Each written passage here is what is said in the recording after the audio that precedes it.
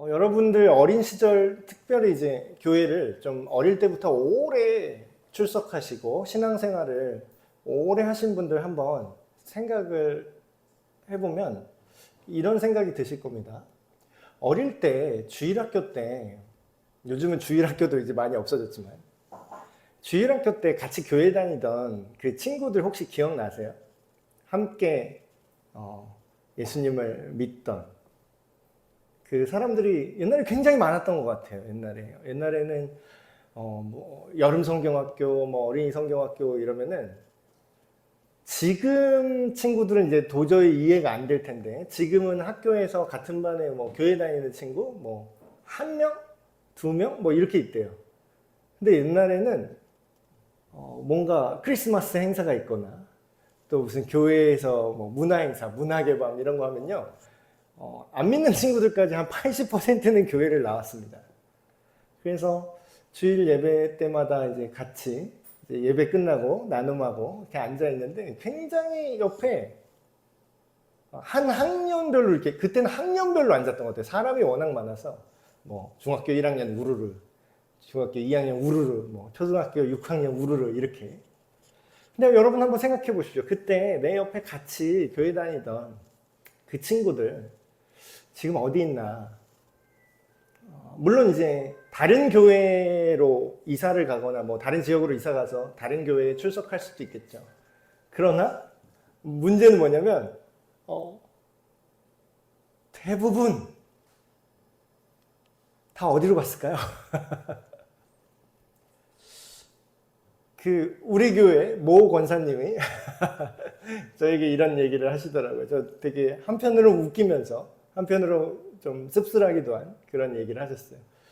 우리 에베네스 교회 여태까지 교회 예배 때 앉았다가 그냥 지나간 사람들이 그대로 남아있다면 우리 에베네스 교회 지금 1000명일 거다. 이게 막 미어 터져서 1000명이 여기 못 들어오죠. 여기 한 뭐 100명 좀 넘어가면 꽉 차서 못 들어올 것 같은데. 우리 교회를 거쳐갔던 그 사람들이 계속해서 남아 있었다면, 계속해서 예수님을 따르고 있다면 얼마나 좋을까요? 얼마나 감사할까요? 근데 저는 이렇게 예수님을 믿고 이렇게 하나님의 말씀을 이렇게 보면서 사람들이 얘기하는 거랑 굉장히 다르구나라는 걸 많이 느꼈습니다. 그러니까 옛날에는 왜 그런 거 있잖아요. 좋은 모습을 보여줘야 돼. 좋은 모습을 보여줘야 돼. 그래서 항상 하나님의 말씀을 얘기할 때도 항상 결론만 얘기하셨던 것 같아요. 할 수 있다. 우리는 결국 승리한다. 우리는 결국 부흥할 것이다. 하나님께서 부흥을 주실 것이다. 복음은 선포되고 열방은 구원받을 것이다. 막 이런 얘기를 옛날에 굉장히 많이 했던 것 같습니다.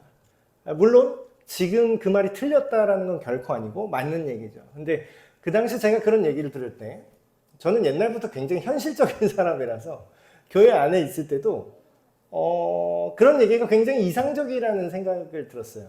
너무나 맞는 얘기고 너무나 좋은 얘기지만 실제로 우리 주변을 둘러보면 그 말대로 부흥이 일어나는 모습이 보인다기보다는 옆에 있던 애가 어느 날 교회를 안 나오는 모습을 정말 많이 봅니다. 훨씬 익숙하게. 제가 나중에 사역을 하면서도 다른 교회에서 이제 청소년부를 하다가 이 친구들이 이제 나이 먹으면 청년부로 올라오잖아요.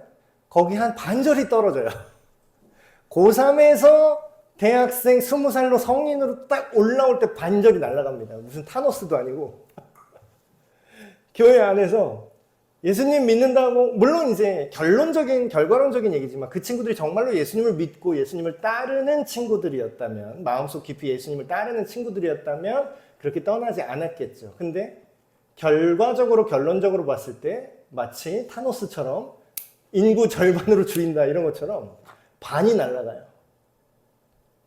참 이상하죠? 그 친구들 다 어디로 갔을까요? 근데 오늘날의 얘기잖아요, 이게 사실. 근데 이게 이 옛날부터 이 엘리야 시대 때부터 이 똑같은 얘기를 하고 있다는 게 저한테는요, 정말로 큰 위로가 되었습니다. 이 내가 이상한 게 아니구나. 내가 잘못해서 우리가 범죄해서 하나님이 뭐 이렇게 재앙을 주시거나 특별히 우리가 미움받아서 우리 교회가 이렇게 되는 건가? 물론 부흥되지 않는 원인을 여러 가지 원인에서 찾을 수 있습니다. 그래서 심지어는 막 그런 학문도 있어요. 교회 성장학이라는 그런 학문이 있습니다. 그래서 외국에 무슨 박사 학위도 있어요. 교회 성장학 박사. 그럼 어떤 학문이냐면 교회가 어떻게 하면 성장하냐. 근데 그 성장이라는 게 철저하게 양적인 기준으로 짜여진 기준이었기 때문에 그 교회 성장학이 가져오는 어떤 부작용도 굉장히 많았던 걸로 기억을 합니다. 근데 오늘날만 같이 믿던 사람들 다 어디 갔나 이게 아니라 오늘 읽은 엘리야 시대 이때도 다 심지어는 이 당시에는 국교가 여호와 하나님을 믿는 정치랑 신정이 일치해요. 그러니까 국교가 유대교인 거예요. 지금으로 말하면. 국교가 성경을 믿는 거예요. 국민이라면, 사람이라면, 성인이라면 성인식을 할 때 12살 때 이 앞에 모세 오경 있죠. 창세기, 출애굽기, 레위기, 민수기, 신명기 요거를 외워야지 너는 성인이 되었다라고 남자의 성인식을 치러준대요. 저는 아직 성인이 못 됐습니다. 창세기부터 신명기까지 이거를 어떻게 달달달 외우죠? 그게 정책이었고 그게 문화였던 나라가 지금 오늘 우리가 읽은 엘리야 시대의 나라였습니다. 근데 그 나라조차 어떻게 됐냐면 완전히 타락하고 하나님이 세우신 나라인데 정권이 뭘로 바뀌어요? 지금으로 말하면 뭐 신천지를 국교로 하는 나라로 바뀌어버린 거예요. 전혀 다른 신을, 바알이라는 신을 섬기는 나라로 왕이 국교를 바꿔버린 거죠. 그 상황에서 어떻게 됐을까요? 다 어디로 갔을까? 남아있지 않죠. 엘리야가 이런 절망 속에서 굴 속에 들어가서 이제 하나님을 만나는 장면입니다. 엘리야가 하나님의 말씀을 들어요. 듣고 겉옷으로 얼굴을 가리고 나가서 굴 어귀에 섰어요. 근데 하나님의 소리가 그에게 들립니다. 엘리야야, 네가 왜 여기 있냐? 왜 여기 있긴요? 여러분 어떠세요? 너 왜 이렇게 절망하고 있니? 너 교회는 다니는데 네가 예수님을 믿는다고 하는데 왜 이렇게 절망하고 있니? 뭐가 그렇게 무섭니? 똑같이 오늘날에 우리에게 물으시는 것과 비슷하지 않습니까? 저는 이렇게 물으신다면 이렇게 얘기할 거예요. 하나님 왜긴요? 제가 여기 왜 있을까요? 제가 왜 이렇게 찌그러져 있을까요? 지금 세상을 보십시오. 지금 예수님 믿는 사람 다 어떻게 됐습니까? 교회 안에 가짜 복음이 침투해 들어오고 성경을 목사들은 이상하게 해석한 사람들이 생기고 세상은 당신의 말씀대로 이것이 올바른 겁니다 라고 말하면 우리를 혐오주의자로 낙인 찍고 있습니다. 정말로 당신을 따르는 우리를 세상은 좋아하지 않아요. 핍박하고 죽이고 잡아갑니다. 지금 안 그런 것 같죠? 우리나라 역사에 실제로 있었던 일이에요. 신사참배 시대 때, 일제시대 때 우리나라 교회 어떻게 했습니까? 정말로 예수님 믿는 사람들은 다 잡아 죽였어요. 정말로 예수님 믿는 사람들, 천황한테 절하지 않겠다고 했던 사람들 교회 안에 모아놓고 문 잠그고 불태워서 죽였습니다. 엘리야 시대도 비슷하죠. 이 당시 여호와를 섬기는 선지자, 제사장, 하나님의 사람들, 이 바알을 섬기는 아합이라는 왕이 이 정권이 다 잡아들였어요. 다 죽였어요. 또 어떻습니까? 우리나라 역사에. 6.25 전쟁 나고 어떻게 됐어요? 공산주의자들이 우리나라 점령했을 때 어떻게 했나요? 교회, 믿는 사람 싹 다 죽였습니다. 거기는 다른 걸 인정하지 않아요. 그러니까 언제부터 우리가 이렇게 잘 살고 편안하게 등 따스고 배불렀는지 불과 몇십 년 안 됐습니다. 우리에게 있었던 일이에요. 이 일이 엘리야가 겪었던 일이죠. 똑같은 우울감이 우리에게 찾아옵니다. 저는 오히려 마음을 숨기고 항상 기뻐해야 돼. 항상 즐거워해야 돼. 자기 스스로 노력해서 기뻐하고 즐거워하는 사람을 별로 좋아하지 않아요. 왜냐하면 그건 거짓말이거든요. 왜 속으로는 울고 있는데 겉으로 웃는 척합니까? 우리 예수님 믿는 게 그런 거예요? 내가 슬퍼도 안 슬픈 척하는 게 예수님 믿는 겁니까? 올바른 신앙이 기뻐하라 했으니까 내가 속이 문드러지고 미치겠는데 하나님한테 말 한마디 못 꺼내고 당신이 기뻐하라고 했으니까 기뻐합니다. 하하하. 이게 신앙이 아니에요. 성경을 보면 있는 상태 그대로를 얘기합니다. 네가 왜 여기 있니? 절망 속에서 왜 그러고 있는 거야? 그랬더니 이 엘리야는 있는 그대로 얘기합니다. 그가 대답하되 내가 만군의 하나님 여호와께 열심히 유별하오니 이는 이스라엘 자손이 주의 언약을 버리고 주의 제단을 헐며 칼로 주의 선지자들을 죽였기 때문입니다. 나만 오직 혼자 살아남았는데 그 와중에도 그 아합 왕이 군사들을 보내서 나를 죽이려고 찾고 있습니다. 지금이랑 비슷하다면 또 비슷합니다. 우리나라 사람들이 지금 하나님을 제대로 믿고 섬깁니까? 물론 아예 안 믿는 사람들은 논외로 하고 믿는다고 하는 사람들, 교회 좀 다닌다고 하는 사람들 중에서도 주님의 언약을 정말 붙들고 있어요? 여러분, 교회만 나오는 건 세상 쉬운 일이에요, 여러분. 이것도 되게 어려워하는 분들 많죠. 주일날 1시간 앉았다 가는 것도 굉장히 힘들어하는 분들 많습니다. 근데 여러분, 어떤 면에서 일주일에 1시간만 몸뚱이 갖다 놓다 지 맘대로 살면 내가 천국 간다 그러면 이거보다 쉬운 일이 없어요. 여러분 어디 취업을 하려고 해보세요. 여러분 무슨 시험 공부한다고 해보세요. 여러분 사업한다고 해보세요. 일주일에 1시간 앉았다가 가면 이게 보장이 되는 게 어디 있나. 물론 그게 우리 구원에 보장이 된다는 뜻은 아닙니다. 그랬으면 얼마나 좋을까요?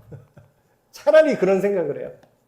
1시간만 교회 일요일 11시부터 12시 좀 넘어서까지 교회에 앉았다만 가면 내가 구원이 보장된다면 얼마나 좋을까요? 안타깝게도 그렇지 않습니다. 진짜 예수님을 믿는다라는 건 하나님의 약속을 붙들고 지키는 걸 뜻합니다. 주님의 언약을 내가 받아들이고 하나님이 살인하지 말라. 살인은 나쁜 거야. 간음하지 말라. 결혼관계 이외에 다른 존재와 성적인 일을 하는 건 잘못된 거야. 이 모든 기준들 있죠. 하나님의 규칙들. 그거를 지키는 것이 하나님 안에서 살아가는 거예요. 근데 뭐예요? 일주일에 1시간 와도 언약을 충분히 버리면서 사는 게 가능하다는 겁니다. 사람들은 착각하죠. 안식일을 기억하여 거룩히 지키라. 사실 안식일도 아니에요. 정확히 따지면. 안식일은 어제였어요. 그러면 그 규칙을 지키는 게 중요하다는 게 아니죠. 하나님께로 나아오고 하나님께 예배드리고 소통하는 그 삶의 자세를 따르라고 했는데 사람들은 극히 일부분 자기가 편한 대로 줄여놓고 자기가 하나님을 따른다고 착각합니다. 이 시대도 마찬가지예요. 이때 이스라엘 사람들이 주님의 언약을 몰랐을 거야? 아니 이 당시에 성인식을 치른 이스라엘의 12세 이상 성인 남성들은 여기 앞에 성경책 5권을 외웠다니까요. 시험 봤다니까. 그럼 여기에 하나님의 여호와의 율법이 다 들어가 있어요. 이걸 외웠다니까요. 근데 사실상 뭐예요? 버렸다는 겁니다. 그 결과가 뭘로 나타나죠? 주의 제단을 헐어버렸다. 정말로 헐어버렸을까요? 물론 실제로 아합 왕은 헐었겠지만 목사님 저는 교회 여기 예배당 제가 부순 적이 없는데요. 우리 예배드리는 이 단상, 이 예배드리는 이 공간을 제가 망치로 가져와서 다 철거한 적이 없는데요. 저는 헐은 적이 없는데요. 헌 게 굉장히 쉽습니다. 예수님이 뭐라고 하시죠? 너의 몸이 내가 주님의 성전된 것 같이 내가 너희 안에, 너희가 내 안에, 아버지께서 내 안에 있는 것처럼 내가 너희 안에 머물면 그 개념을 확장시켜줬어요. 우리의 몸이 하나님의 성전이자 하나님께 예배로 올려드리는 제단 역할을 하게끔 업그레이드가 됐어요. 근데 뭐예요? 우리가 우리 몸뚱이로, 우리 마음으로, 우리 생각으로 하나님을 예배하지 않게 되면 사실상 하나님의 제단이 다 부서져 있는 것과 같습니다. 그리고 물리적인 핍박이 일어나죠. 정권이 주의 선지자를 죽여버렸습니다. 여러분, 하나님의 나라는요, 우리 하나님 나라 되게 좋아하죠. 하나님 나라. 하나님 나라, 천국. 하나님 나라 가고 싶어요? 지옥 가고 싶어요? 지옥 가고 싶어요? 한번 죽어볼래요? 라이터 하나 가져올까요? 손가락 하나만 지져도 못 살 텐데. 하나님 나라 되게 좋아하죠. 전국의 이미지를 생각하고 굉장히 좋아합니다. 근데 말 그대로 나라라고 생각을 해봅시다. 죽은 다음에 가는 신나고 행복한 장소라고 생각하지 말고 국가라고 생각해 보세요. 하나님의 나라라는 국가. 하나님이 다스리는, 하나님의 법대로 다스려지는 그 나라.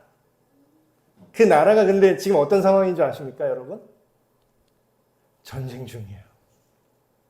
이거를 사람들이 잘 생각을 못 하세요. 그냥 머리에 꼭 꽂아놓고 하나님 신나요, 찬양하고 막 예배하고 좋아해요, 막 이러고 또 이제 예배 끝났다, 와 놀러 가자. 전혀 전쟁이라는 생각을 못 하죠, 사람들이. 전쟁. 지금 우리가 읽은 엘리야 시대는 전쟁이 몸으로 와닿을 겁니다. 왜냐고요? 네가 여호와를 믿으면 죽여버릴 거야 하니까. 네가 바알을 섬기지 않으면 너를 다 싹 다 죽여버리고 네 재산 빼앗을 거고 압류할 거고. 여러분, 근데 그 재산 빼앗을 때 어떻게 하는지 아세요? 어떤 사람들은 순진하게 이렇게 얘기합니다. 아니 그래도 뉴스에 그런 얘기 안 나오던데요. 아니 그래도 법이 있는데 어떻게 그래요? 여러분, 신사참배 일제시대 때 우리나라에 법이 없었을까요? 생각해보세요. 진짜 상식이 있으면 생각을 해보세요. 우리 일제시대 때 뉴스가 없었을까요? 신문이요, 호의요, 호해요 이렇게 신문으로 소식 알려줬잖아요. 옛날에. 일제시대 때 그게 없었을까요? 다 있었어요. 법이 있었을까요? 없었을까요? 다 있었어요. 근데 그 법이 뭐죠? 법이 천함께 경의를 표하지 않는 자는 반란 분자로 잡아간다. 법은 바꾸면 그만입니다. 법이 우리를 보호하지 않아요. 법이 타락할 때는 나치가 그 독일을 지배하고 전 세계를 상대로 전쟁을 할 때 그 나치 독일을 통치하는 곳에 법이 없었을까요? 있어요. 있다니까요. 근데 그 법이 악마 같은 법이라서 그렇지. 여러분, 오늘날도 하나님의 나라는 전쟁 중에 있습니다. 우리가 소속이 어딘지를 명확히 해야 돼요. 여러분, 소속이 어디죠? 여러분, 대한민국 사람입니까? 미국 사람입니까? 중국 얘기하면 또 하도 때리고 욕하니까 이제 말을 못하겠네. 대한민국 사람이에요? 중국 사람이에요? 대한민국 사람입니까? 북조선 인민 뭐래더라? 북조선 인민민주주의 공화국이래. 그 민주주의라는 말을 거기 넣더라고. 투표는 하긴 하더라고요. 투표의 자유가 있어요. 근데 투표 후에 자유가 없어서 그렇지. 나를 안 찍으면 죽여버리니까 투표 후에 자유가 없어요. 거기는. 그러면서 민주주의라고 하더라고요. 여러분, 우리 소속이 어디죠? 어느 나라 법을 따르죠? 어느 나라가 세운 헌법을 따르죠? 하나님의 나라를 국가라고 생각했을 때 하나님의 법을 따르는 국민이 하나님 나라 사람입니다. 자, 여기까지 따라오시면 죽어서 하나님 나라 가고 싶어요? 북조선 인민민주주의 공화국 가고 싶어요? 죽어서 하나님만 빼고 다 있는 뭐 바알도 있고 뭐 사탄도 있고 뭐 오만 흉악범들 다 칼 돌리고 이렇게 기다리고 있는 그 나라에서 살고 싶습니까? 하나님의 나라에서 살고 싶습니까? 자, 여권 어디 있어요, 그럼? 어느 나라 여권 받고 싶으세요? 하나님 나라 여권 받고 싶으세요? 오만 잡것들이 있는 이상한 나라 여권 받고 싶으세요? 잘 따라오셨네요. 그럼 하나님 나라와 다른 이상한 바알 신의 나라와 공산주의 나라와 뭐 오만 잡것들, 다른 잡사상들, 그게 그 자리에 어떤 것도 들어갈 수 있습니다. 그게 일본 황제 숭배가 들어갈 수도 있고 공산주의가 들어갈 수도 있고 뭐 다른 게 다 들어갈 수 있어요. 돈이 들어갈 수도 있고. 바알은 풍요와 돈을 준다는 신이었어요. 자, 그 두 국가 사이에 전쟁이 벌어지면 여러분은 어느 편에서 싸울 겁니까? 이러니까 이게 진짜예요, 여러분. 여러분이 하나님 나라를 위해서 싸워야만 구원받고 천국 갈 수 있습니다. 이 뜻이 아니라, 물론 뭐 결론적으로는 비슷하지만, 여러분의 소속이 하나님 나라잖아요? 그러면 여러분이 전쟁이 나면 하나님 나라 편에서 싸울 것입니다.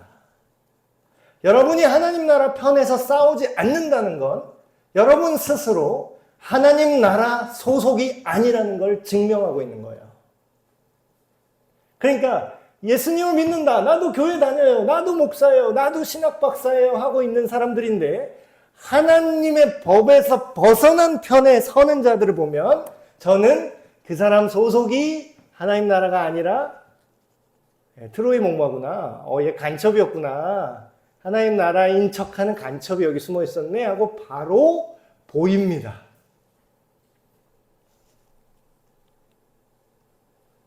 자, 오늘날에 하나님 나라가 전쟁 중이라면 어떻게 승리한 것 같으세요? 승리한 것처럼 보이세요? 전선이 꽤 넓어요. 우리 에베네셀 교회만 있는 게 아니라 수많은 삶의 자리에서, 여러분 회사에서, 여러분 가정에서, 직장에서 전쟁터는, 필드는 굉장히 넓습니다. 정치, 경제, 사회, 문화, 모든 영역에서 하나님의 나라는 뭐 국회의사당만 가면 하나님 방어 실드가 딱 펴지나요?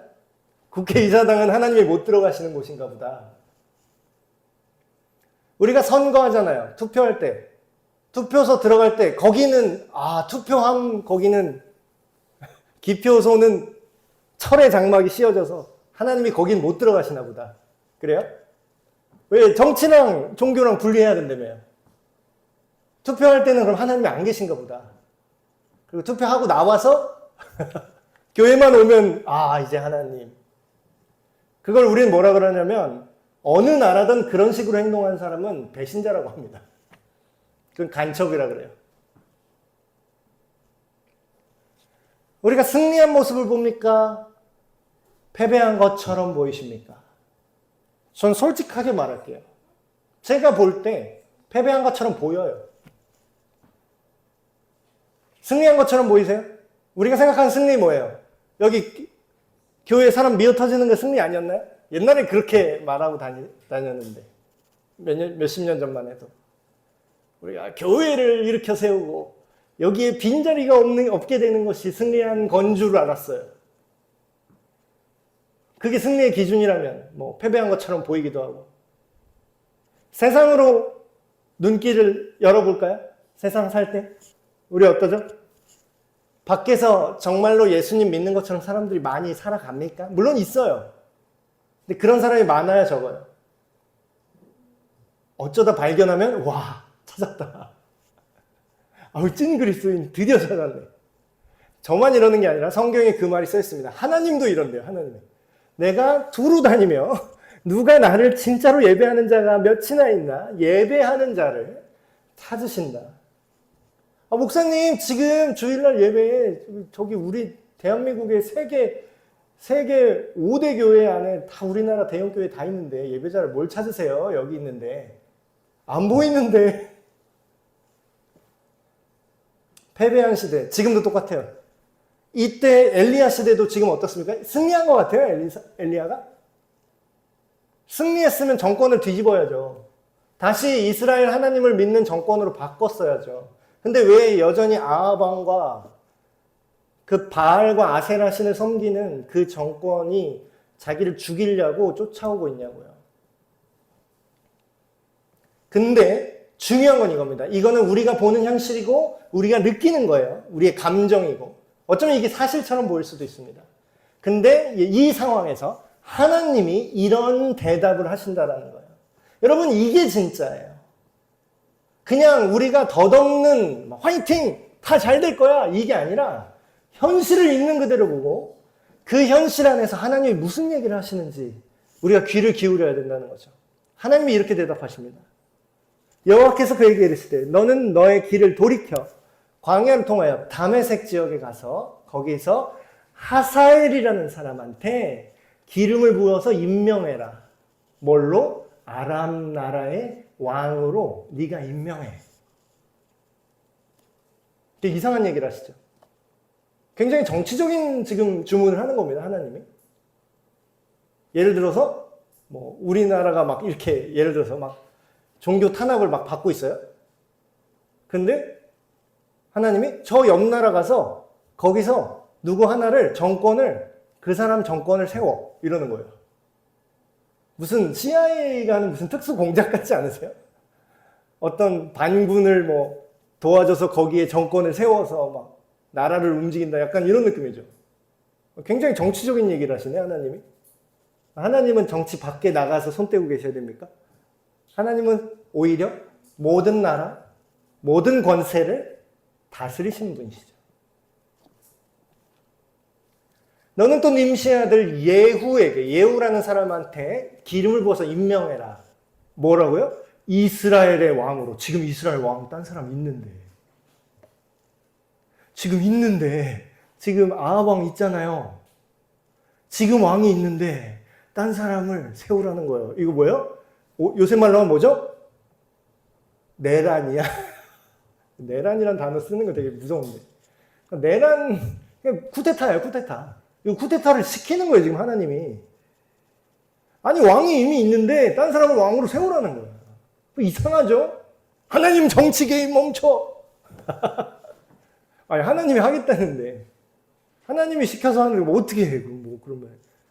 하나님 정치에서 손 떼시죠? 어떻게 그렇게 말을 해? 그리고 또 아벨몰라 사벳의 아들, 여기서부터 우리가 아는 이름이 좀 나요. 엘리사라는 사람이 있는데 그 사람한테 기름을 부어서 임명해라. 뭘로? 너를 대신해서 너의 후계자로 선지자로 임명시켜라. 지금으로 말하는 건 이런 거예요.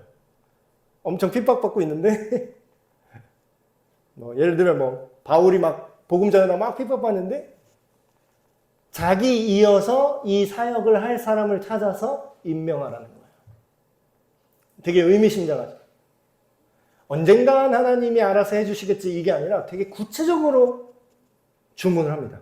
너는 가서 이런 일을 해라. 그러면서 이런 알 수 없는 말을 하세요. 자, 아람이란 나라에 하사엘을 네가 세웠는데 하사엘의 칼을 피하는 자가 또 예후가 죽일 것이다. 예후의 칼을 피하는 자가 그 사람을 엘리사가 죽일 거예요. 이거를 오늘날로 말하면 이런 거예요. 너를 핍박하고 그리고 하나님 나라를 공격했던 그 정권이 있잖아. 그 정권을 내가 이 수단으로 때릴 거야. 근데 그놈이 이걸 피하잖아. 그럼 내가 저 수단으로 때릴 거야. 이걸 피하잖아. 그럼 플랜 C로 때릴 거야. 걱정 마라. 내가 전쟁에서 질 것 같니? 이렇게 얘기하는 거예요. 실제로 여러분 성경을 뒤에 열왕기 쭉 읽어보시면 굉장히 재미있는 사건이 나옵니다. 실제로 하나님의 이 말씀 듣고 엘리야 선지자가 그렇게 왕을 세워요. 딴 나라 왕을 자기가 세워. 근데 그 당시에 엘리야의 어떤 이름이 있긴 있었어요. 왜냐하면 실제로 막 140대 막 800대 1로 싸워가지고 이기기도 했거든요. 사람들이 그 얘기를 다 알거든. 엘리야만 하나님한테 기도해서 하늘에서 불을 소환했다는 걸 듣고는 있어요. 근데 그 유명한 그 여호와의 신이 함께하는 걸 모든 사람이 직접 본 그 엘리야가 나한테 와서 그 여호와가 너를 왕으로 세웠다라고 얘기하니까 자기 생각에도 뭐가 될 것 같은 거야. 그래서 실제로 그 아람 왕이 나중에 그 이스라엘 하나님을 핍박하는 그 정권을 엄청나게 견제합니다. 그리고 그 예후가 쿠데타를 일으켜요. 그래서 지금 이 엘리야를 핍박하고 하나님을 진짜 믿는 사람들 다 잡아 죽였던 이 정권 있죠. 그 아들, 그 귀족들, 그 모든 같이 붙어 먹었던 그 세력들 어떻게 하는 줄 아세요? 예후가 싹 다 죽입니다. 그게 성경에 나와요. 이세벨 여왕이죠. 아주 대놓고 엘리야 잡아 죽이려고 했던 그 사람을 예후가 죽입니다. 그리고 나중에 어떻게 해요? 엘리사도 그 쿠데타를 지원해줘요. 좀 신기하죠? 진 거 같은데, 전쟁에서 진 거 같은데 하나님 다 계획이 있어요. 그리고 그 일이 실제로 일어나요. 여러분, 저와 여러분을 위로하고 싶습니다. 망한 것 같죠? 다음 세대에 다 없는 것 같죠? 지금 옛날에 주일학교 막 생각했다가 지금 우리 에베네셀 교회나 지금 대한민국 교회의 절반 중에는 다음 세대가 없다고 합니다. 아예 그 어린 친구들이 교회에 아예 없어요. 그냥 유럽 교회랑 비슷해지는 거예요. 유럽 교회 보면은 다 머리 하얀 분들만 앉아있대요. 지금 40대도 없어요. 미국 교회도 더 이상 어린 친구들, 청소년들이 뜨겁게 기도하고 눈물 흘리고 교회에서 예배 드리는 자들이 거의 없대요. 애들 다 마약하고 있고 다 클럽 다니고 있고 망한 것 같죠? 근데 여전히 진행 중이더라고요. 제가 얼마 전이 아니요. 그저께네요. 그저께. 제가 한 집회에 갔다 왔습니다. 우리나라 일산 킨텍스에 사는 집회였는데 교회의 부흥과 우리의 영적 성장과 복음 전파를 위한 그런 큰 집회, 연합 집회였어요. 갔어요. 갔는데 우리 교회 젊은이들, 청년이 그렇게 많지 않구나 이렇게 생각을 하고 있다가 5만 믿는 청년들이 다 여기 있었네. 거기 15,000명이 왔습니다. 15,000명. 사람이 막 진짜 막 치여요. 막 발에. 근데 정말 더 놀라운 건 80%가 10대에서 20대였습니다. 정말 젊은 미래 세대의 그리스도인들이 그 자리에 다 모여 있는 거예요. 제가 깜짝 놀랐어요. 오랜만에 이렇게 젊은 사람들을 많이 봐서 교회 안에서 이렇게 젊은 사람을 많이 본 적이 굉장히 옛날인데 오랜만에 그렇게 젊은이들을 보니까 또 그들이 뜨겁게 하나님을 찬양하고 손을 들고 기도를 하는, 열정적으로 기도를 하는 모습을 보니까 제가 그런 생각이 들었습니다. 우리 교회는 없어도 여기 다 하나님이 어딘가에는 다 냅뒀구나. 우리 교회만 없었던 거네. 우리 몇몇 계시지만 남아있는 하나님의 사람들이 있다는 겁니다. 남아있는 하나님의 사람들. 다 떠난 것 같아도. 그 유명한 구절이 여기 나옵니다. 하나님이 이어서 얘기하십니다. 내가 이스라엘 가운데 7,000명을 남겨놨다. 7,000명. 다 바알에게 무릎 꿇은 적이 없고 다 바알이라는 그 신에게 입맞추지 않는 자다. 지금으로 말하는 건 이런 거예요. 내가 너 미래 세대 다 죽었다. 한국교회 미래 없다. 이렇게 생각을 하는데 내가 이 세상의 가치, 이 세상의 타락한 그런 사상, 이런 세계관에 오염되지 않고 거기에 무릎 꿇지 않고 거기를 따라가지 않는 구별된 거룩한 나의 사람들을 마련해놨다. 제가 엊그저께 가서 봤어요. 든든하더라고요. 그래. 내가 잘못돼서 어떻게 쓰러져도 한국의 미래의 그리스도를 따르는 자들은 끊어지지 않겠구나. 그 다음에 일이 벌어집니다. 그래서 이 말씀을 듣고 엘리야가